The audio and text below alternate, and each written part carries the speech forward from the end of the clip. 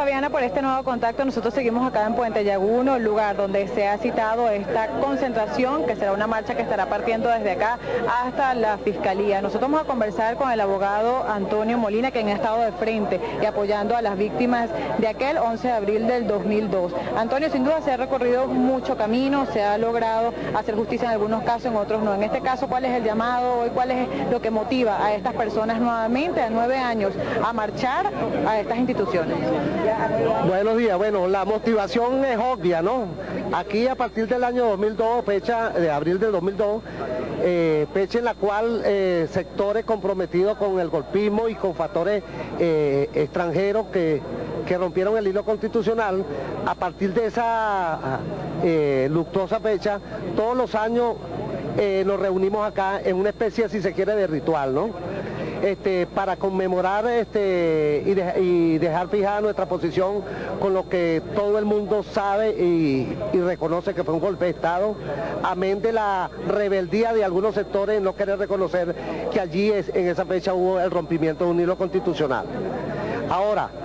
hemos querido en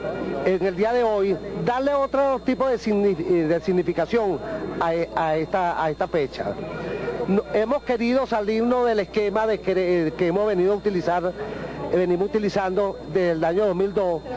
donde todos estos años nos reunimos acá en una especie, si se quiere, de ritual, donde procedemos a la conmemoración de la fecha. En cierta forma evocamos aquel momento histórico, lloramos a nuestros muertos. Pero hoy existen acontecimientos a nivel nacional e internacional que obligan necesariamente, así lo he entendido, la dirección política del PSUV, las numerosas organizaciones sociales que estamos con este proceso revolucionario, de salir definitivamente, de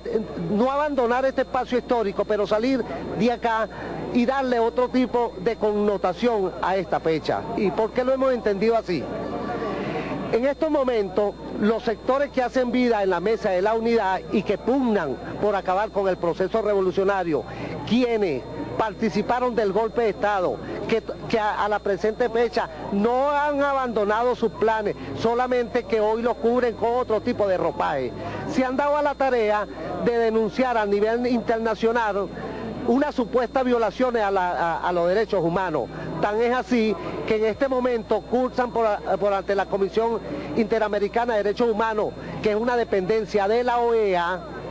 bajo la tutela y dirección del gobierno de los Estados Unidos, 140 denuncias por supuestas violaciones, entre ellos la libertad de expresión y supuestos procesos penales llevados adelante contra personas que bajo ningún concepto tienen el carácter de prisionero político. Pero en esta labor, que ha sido una labor de hormiguita por parte de estos sectores, corremos el grave riesgo que en el futuro el gobierno de Venezuela sea condenado en esas instancias internacionales como un Estado forajido, y en ese sentido hemos sentido la necesidad de retomar las calles y que la bandera de la defensa de los derechos humanos, que por décadas les perteneció en exclusividad a los revolucionarios, vuelva a nuestras manos, porque hemos sido los revolucionarios de toda la vida, no solamente en estos momentos, sino en la época de los 60, 70, 80 y 90, la que sufrimos en carne propia, los que sufrimos en carne propia, la tortura, las persecuciones, las desapariciones forzadas, precisamente a mano de las personas que hoy denuncian al Estado venezolano en esas instancias internacionales. De una buena vez tenemos que entender los revolucionarios la necesidad que la celebración o conmemoración de la fecha del 11 de abril no siga siendo precisamente eso, un ritual donde nos concentramos acá todos los años. Esto debe convertirse precisamente como expresión o trinchera de lucha para, en definitiva, que se sepa en esas instancias internacionales que los que han sufrido en carne propia la violación de sus derechos humanos son precisamente los revolucionarios que hacemos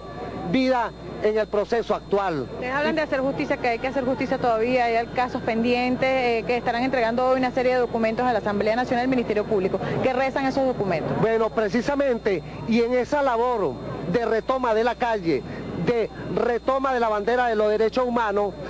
vamos a partir de acá en un recorrido haciendo una primera parada en la Asamblea Nacional, donde se consignará un escrito solicitándole a esta instancia se abra un debate definitivo sobre la violación de los derechos humanos en Venezuela en este momento, y no solamente en este momento, sino en la década de los 60, 70, 80 y 90, para demostrarle al mundo entero y a la colectividad nacional que los únicos violadores de los derechos humanos son precisamente muchas de las personas que gracias al ejercicio democrático están en estos momentos en la Asamblea Nacional ocupando un cargo de curul, como son los ciudadanos Enrique Mendoza, María Corina Machado, que el 11 de abril se sumaron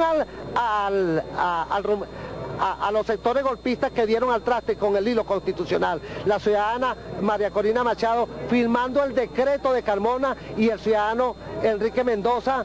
trayendo la marcha opositora que sería la punta de lanza que justificaría en hora de la noche, tras los asesinatos de numerosos venezolanos, el pronunciamiento militar que desconoció la jefatura del gobierno a través del presidente de la República. Y por otra manera, de otra forma, vamos a seguir en nuestro recorrido ante el edificio sede administrativo de la Fiscalía General de la República frente a Parque Carabobo, por ser esta institución la que está llamada constitucional y legalmente no a reabrir las investigaciones, porque se trata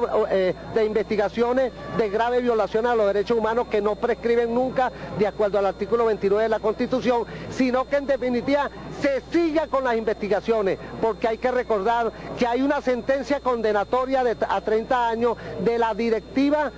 de la Policía Metropolitana, Henry Viva, Lázaro Forero y Simonovi y otros funcionarios de esa institución policial por las muertes y lesiones ocurridas en este sitio. Esa sentencia se encuentra definitivamente firme, pero ahí hay un hecho muy importante que le estamos solicitando al Ministerio Público que lo reabra. Que